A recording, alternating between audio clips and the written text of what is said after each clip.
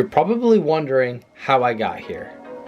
Well, it all started 24 hours ago when Marcus and I decided to go to a drift event in southern Indiana. Misery loves company, so naturally we invited our film crew to participate in this adventure. Oh my god, what have you done? Microwave, Kellen. For those of you who don't know, drifting is comprised of two major components. One, being able to do mad skids. Two, looking good while doing it. So after washing the drift cars, we loaded them onto the trailer and the rest of the equipment.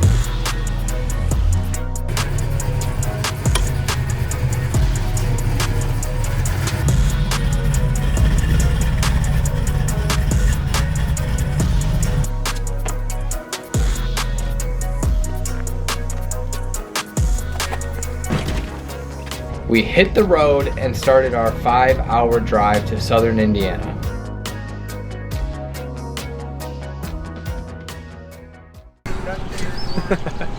Well, Dee requested that we stop at a Waffle House, so we did just that. We're about to take a dinner break. I'm gonna get chicken and waffles. Because the cream really makes that any better. Alright guys, we just got done eating our chicken and waffles, so now we got 3 hours left to get to our hotel. We're probably gonna arrive there around like 1 a.m. 1 a.m. So hop back in the truck and get through these 3 hours. Alright, so we just pulled up to this truck stop. I have never seen a price that high at a gas pump. Obviously a semi truck just filled up here, but still.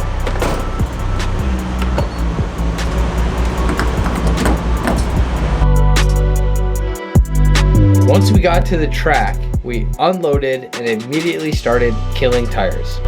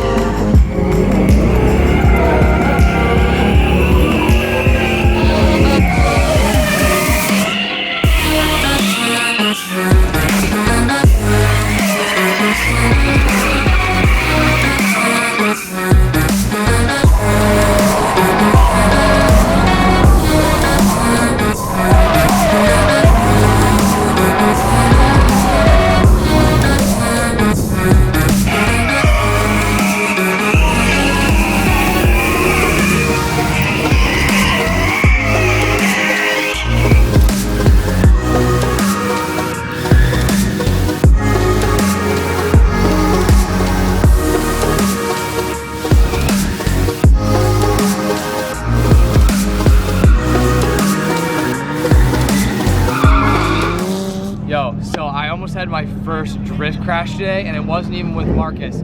Right now, we were doing fast entries, so they closed down where we were staging on grid. So we're flying out and we're doing really high speed runs, and a BMW spun out right in front of me twice. So once, and I started catching up on him, twice on the second turn, and I got so fucking close to him. I was doing like 60, 70 mile an hour drift, and I just had to put on the brakes, and if I didn't put it in first and drive out of it, I definitely would have hit him. But D, show him this footage. It was so scary.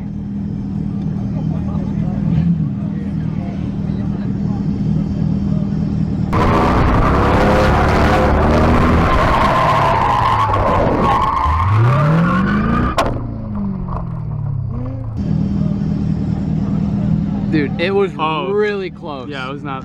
And I have a GoPro facing back, so let's insert that footage right here and let's see how actually close we got.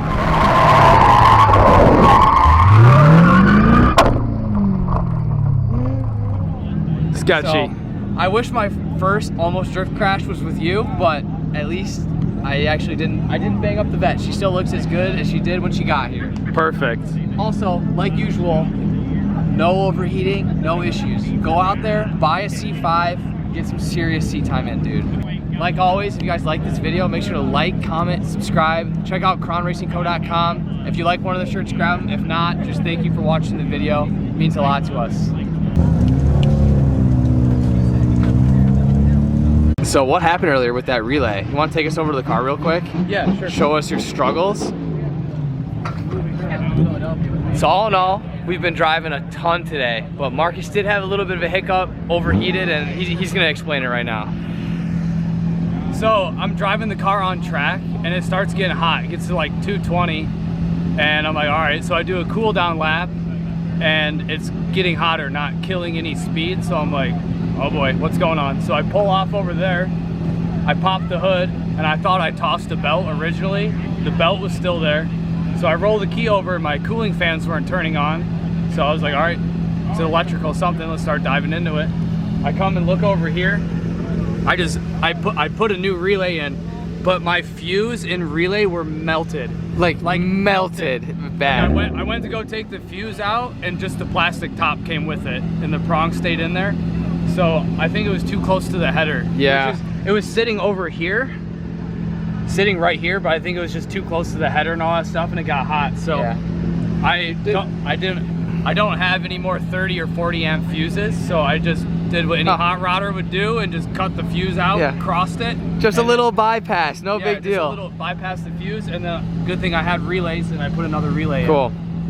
You know, it's one thing to have a mechanical failure at the track, but electrical, it's good work getting it done. Yeah, electrical stuff's not always easy to get a quick turnaround fix. Dude, I know, and it feels rewarding too to diagnose, figure out what's wrong, get it all fixed within a half hour, then go back out on track. Yeah. Nothing better, dude.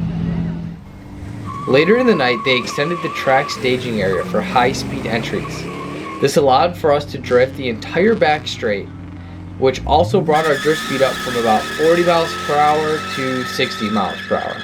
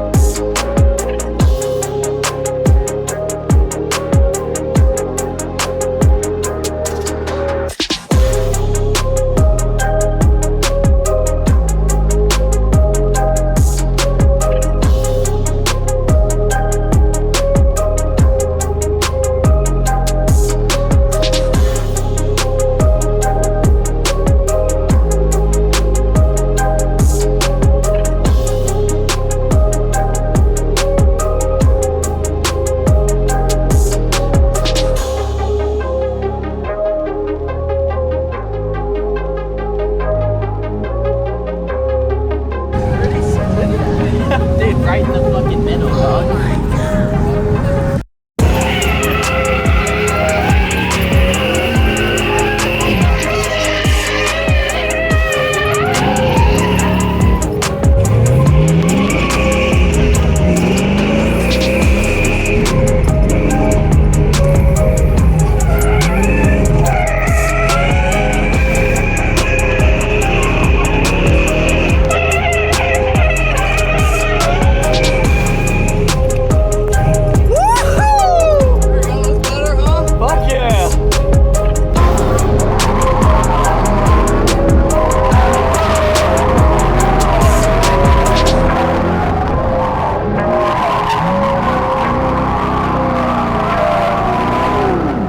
Somehow we found ourselves at another amazing drift event, and by the grace of the car gods, both drift cars made it home in one piece. Make sure to subscribe to the channel and like this video. We're just getting started. New videos every couple weeks. Thanks for watching, and we'll see you soon. Later.